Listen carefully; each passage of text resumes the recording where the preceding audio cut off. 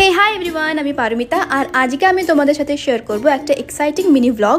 এই ব্লগটা আমার কাছে এক্সাইটিং কারণ কিছুদিন আগে কুশলপল্লিতে আমাদের ক্রিয়েটার মিটআপ ছিল, সেখানে আমিও ইনভাইটেড ছিলাম। আর কুশলপল্লি ঢোকা মাত্রই যে ভিউটা আমরা দেখলাম সেটা জাস্ট এক কথায় অসাধারণ।